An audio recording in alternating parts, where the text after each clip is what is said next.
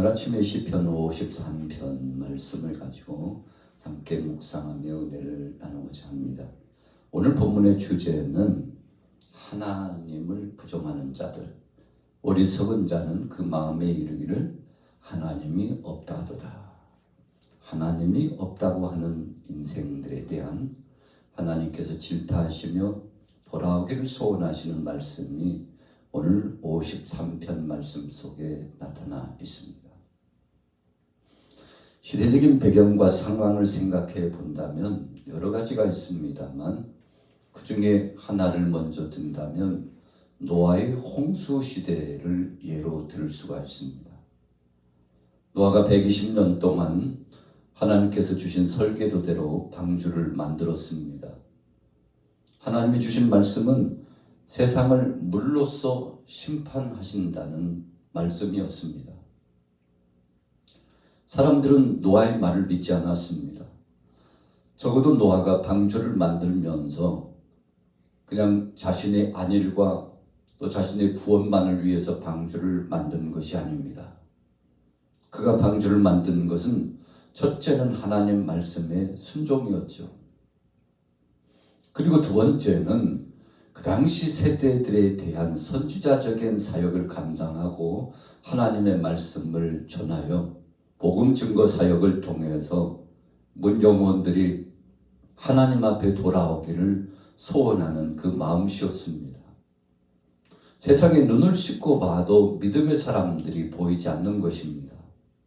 하나님 앞에 영광을 돌리고 찬양과 경배를 올려드리며 삶 속에서 하나님을 인정하고 주님 앞에 경배하며 자신들의 중심을 헌신하는 사람들이 보이지 않습니다.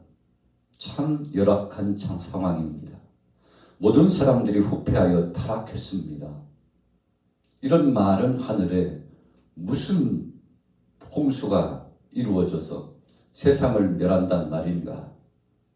그리고 저렇게 거대한 배는 왜 만드는 것인가?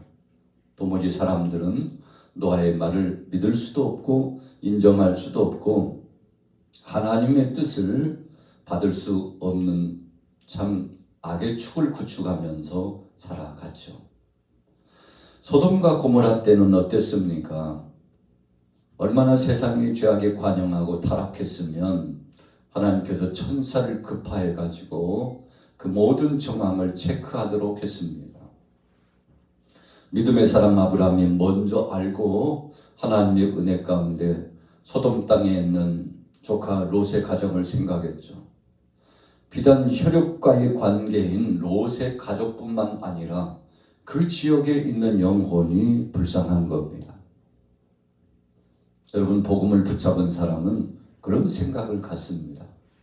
영혼을 귀하게 생각하고 그 영혼을 불쌍히 여길 줄 아는 마음을 갖습니다. 적어도 하나님을 인정하고 하나님 앞에 영광 돌리며 그분의 섭리를 인정하고 그분의 계획하심을 마음속에 두는 사람들은 나 자신뿐만 아니라 주위에 있는 영혼들, 무심령들을 생각하게 된다는 것입니다. 그래서 소돔 땅의 죄악이 관영한 것을 알고 하나님의 심판의 역사가 임박했다는 것을 그가 절감했죠. 그리고 나서 취했던 태도는 하나님 앞에 나아가서 엎드려 간절히 중보 기도한 것입니다. 하나님, 소돔 땅에 의인 50만 있다면 멸망시키지 말아 주옵소서. 아브라함의 소원이었죠. 아브라함과 하나님과의 관계는 친구와 같은 아주 친숙한 관계였습니다. 뗄래야 뗄 수 없는 불가분의 관계입니다. 아브라함은 선지자로서 하나님한테 부름받았습니다. 생명의 메시지를 전하고 시대를 깨우는 사명자로 하나님 앞에 부름받았죠. 그래서 아브라함의 우선순위는 복음을 전하는 것입니다. 한 영혼을 천하보다도 귀하게 여기고 그 영혼들이 하나님 앞에 돌아오도록 하는 것이 아브라함의 사명으로 보여졌습니다. 그래서 마지막에 최종적으로는 의인 10명만 있다면 그 땅을 멸망시키지 말아 주옵소서. 아브라함의 기도가 참 절박했죠. 그런데 하나님은 아브라함의 기도를 외면치 않으시고 의인 10만 있다면 그 땅을 멸망치 않고, 여러분 의인 10뿐만 아니라 거기에 속하여 있는 도시 모든 사람들을 하나님께서 심판하지 않겠다는 약속을 해 주셨습니다. 하나님은 심판이 목적이 아닙니다.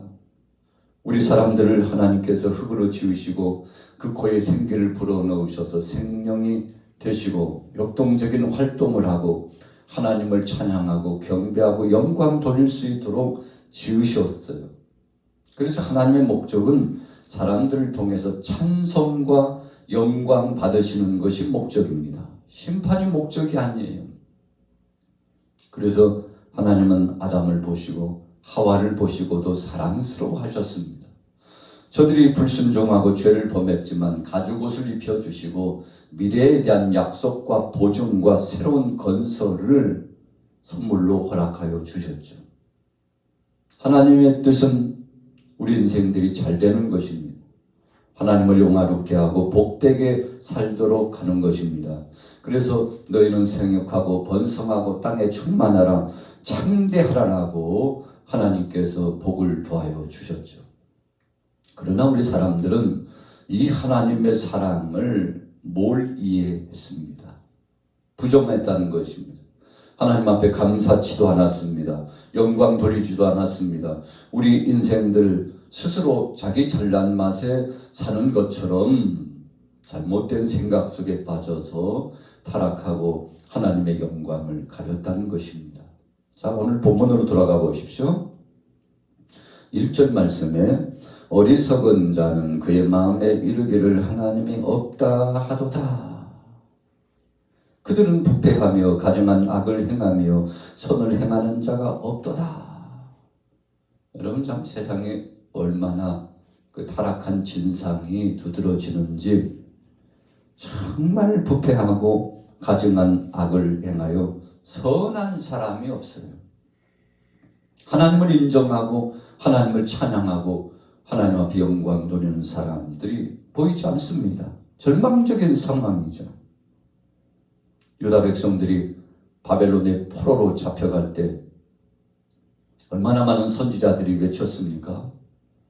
그래서 심판이 곧 임박했다고 말씀했죠. 그러나 백성들은 우상 숭배에 빠졌습니다.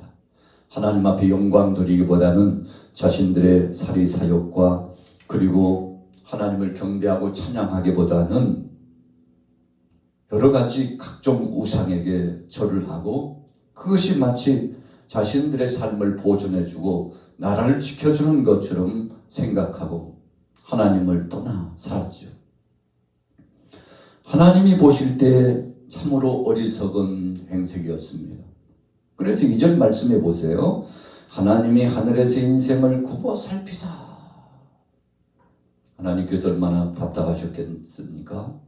하나님을 향하여 손을 높이 들고 그분을 향하여 청원하고 그분 앞에 돌아온다면 그분께서 일거수일투족을 책임져 주시고 나라 안팎에 평강의 복을 더하여 주실 터인데, 어리석은 인생들이 그렇게 하지 못했습니다.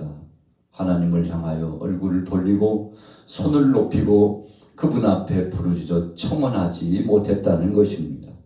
그래서 지각이 있는 자와 하나님을 찾는 자가 있나 보려고, 여러분 이 말씀은 혹시라도 그 중에 한 사람, 믿음의 사람, 예배하는 사람, 하나님께서 찾으시는 그 한 사람이 그 중에 정말 한 사람이라도 있는가 보려고 하셨다는 것입니다. 마치 부모가 자녀가 곁길로 나가면 안타까워하죠. 그리고 그 자녀를 주목해 봅니다. 어찌 보면 버린 것 같고, 참 나는 내 부모가 나를 버렸나 봐, 이런 섭섭한 생각을 가질 수도 있는 정황인데, 여러분 그러나 혹시라도 자녀들은 부모를 떠나고 부모를 향하여서 악대한다 할지라도 부모는 그렇지 않습니다. 끝까지 사랑으로 함께하고 가장 좋은 것을 주고자 하는 것이 부모의 심정이죠. 그래서 예수님께서도 어찌 아비가 아들에게 떡을 달라고 하는데, 생선을 달라고 하는데 뱀을 줄 아버지, 응답하지 않을 아버지가 어디 있겠느냐고 복합적인 의미로 예수님께서 아버지의 그 속성을 말씀하시면서 선하신 하나님, 전능하신 하나님, 우리와 함께 하신 그 하나님이 어떤 분인가를 소개하고 있죠. 자, 찾으셨습니다. 정말 한 사람이라도 없을까? 그러나 찾지 못했다는 사실이 안타까운 거죠. 여러분, 그래서 말세지 말의 이 시대에는 희귀성입니다. 무슨 희귀성입니까? 믿음의 사람 찾기가 참 힘들다는 것입니다. 교회도 많고 성도들도 많고 참 믿음 있노라고 진리를 외치는 사람들도 많은 것 같은데 사실 실상은 겉은 그러한 것 같지만 속은 그러지 못하는 사람들이 너무 많기에, 진실한 사람이 많지 않기에, 정말 충성된 사람 찾기가 힘들기에 한 사람도 없구나. 여러분, 희귀성을 말씀하고 절망스러운 상황을 대변해 주시는 말씀이죠. 선을 행하는 자가 없으니 한 사람도 없도다. 4절에 보십시오. 죄악을 행하는 자들은 무지하냐. 그들이 떡 먹듯이 내 백성을 먹으면서 하나님을 부르지 아니하는도다. 여러분, 죄를 범하는 사람들이 앞이 보이지 않습니다. 그래서 분별력이 없어요. 소경을 인도하는 그런 모양새가 되었다는 것입니다. 예수님도 탄식하셨죠. 함께 구덩이에 빠진다. 소경을 인도하면 함께 구덩이에 빠져서 죽는다. 주님이 질타하시는 말씀이죠. 그러면서 주님은 분명한 삶의 목적을 두고 하나님 앞에 돌아오기를 원하셨던 것입니다. 형식적인 것 말고 진심을 담아서 주님 앞에 돌아오기를 원했습니다. 그래서 오죽했으면 예수님께서 너희가 주여 주여 한다고 천국에 들어가는 것이 아니다. 내 아버지의 뜻대로 행해야만 천국에 들어간다. 여러분, 주님이 찾으시는 그 한 사람, 진실로 하나님을 경배하는 믿음의 사람을 찾고 계셨다는 것입니다. 예수님을 향하여서 울면서 통곡하는 여인들이 있었죠. 그러나 주님 말씀하셨습니다. 예루살렘의 여인들아, 나를 위하여 울지 말고 너와 너희들과 너희 자녀들을 위하여 통곡하며 울라고 예수님께서 말씀해 주셨죠. 자, 왜 그랬을까요? 도래할 심판의 역사가 가까이 오고 있기 때문에. 그러나 그 심판의 무대를 직감하지 못하고 실감하지 못하고 계속 죄악의 길로 걸어가고 있는 인생들을 보니까 너무 안타까워요. 영안이 열리지 못해서 보지 못하는 것입니다. 하나님의 음성을 듣지 못하는 거예요. 그래서 귀가 닫히고 눈이 가려지고 마음도 강팍해져서 하나님의 그 선하신 뜻을 알지 못하는 것입니다. 여러분, 그래서 죄는요, 그렇게 해서 짓는 것입니다. 악한 자들이 오늘 4절에 말씀한 것처럼 자기도 넘어지고 다른 사람도 넘어져 죽어가는 것입니다. 그래서 그들이 떡 먹듯이 내 백성을 먹으면서 하나님을 부르지 아니하는도다.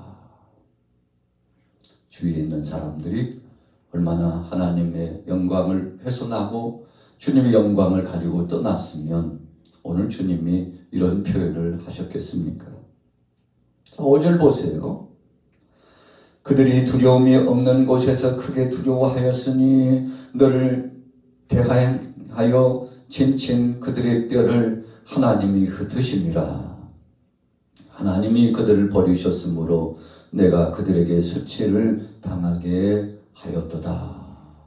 여러분, 이게 무슨 말씀인가 하면 우리가 바벨론 포로의 역사를 기억해 볼 수 있지 않습니까?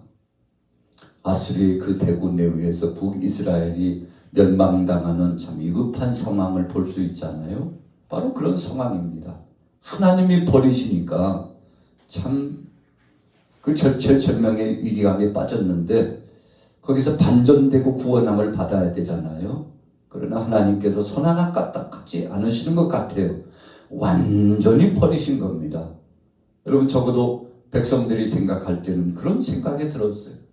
어떻게 하나님이 우리를 버리셔도 이렇게 버리실 수가 있을까?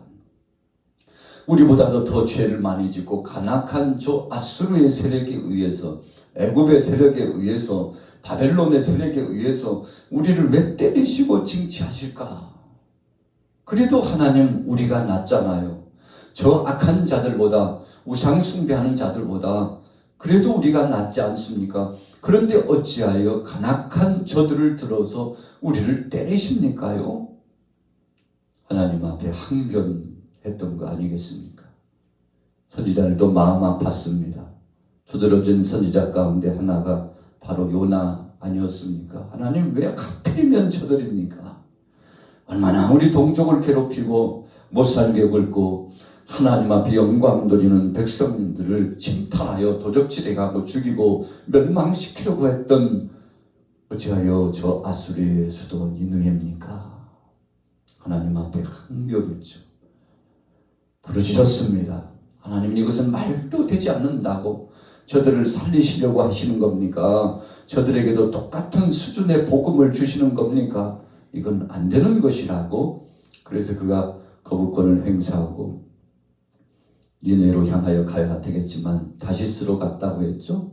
지중해를 중심으로 한 먼 끝쪽, 그러니까 다시스라고 하는 것은 스페인의 한 도시를 의미하는데, 여러분 그 최종 끝자락으로 향하여 가고자 했죠. 여러분 얼마나 함대가 발전하고 배 기술이 능했습니까? 그러니까 요나가 탄 배는요 보통 배가 아니에요. 엄청난 폭풍우가 몰아쳐와도 깨지지 않고 파산하지 않고 나를 지켜줄 배, 그 배를 탄 것이 바로 요나였습니다. 그래서 스페인의 엄청난 거대한 배, 다시스로 향하는 그 배를 타고 가서 여기가 바로 안전지대라고 생각하고 배 밑창에 들어갔죠. 여러분 그런데 하나님께서 배 아래쪽에 숨어있는 요나를 끄집어내시고 또 제비 뽑히게 하시고 마침내는 물고기 뱃속에 들어가게 하셔서 철저하게 영적인 체험을 하고 기도하게 하시더니 물고기 뱃속에서 토해내치게 하시고 마침내 그가 깨닫고 니느웨로 향하여 가서 하나님의 뜻을 선포하게 되지 않습니까? 자, 오늘 본 말씀의 결론입니다. 6절 말씀, 시온에서 이스라엘을 구원하여 줄 자 누구인가? 하나님이 자기 백성의 포로된 것을 돌이키실 때 야곱이 즐거워하며 이스라엘이 기뻐하리로다. 여러분 늘 흑암의 역사, 어둠의 역사만 있다면 절망이죠. 우리가 하나님의 백성들이 애굽에서 430년 동안 지내다가 해방의 감격을 맞이하고 이제 약속의 땅 가나안 땅으로 나아가는 첫 걸음이 띄어지는 10가지 재앙 속에 마지막 10번째 재앙이 애굽에 내려질 때 여러분 어땠습니까? 엄청난 흑암의 역사가 드리워졌어요. 그리고 깊은 밤에 하나님께서 6월절의 역사를 진행하시는데 어린 양을 잡아서 좌우문설주와 임방에 바르도록 했습니다. 믿음을 갖고 어린 양을 잡아 피를 바른 가정은 죽음을 관장하는 천사가 뛰어넘어갔습니다. 피할 길 살 길을 주신 겁니다.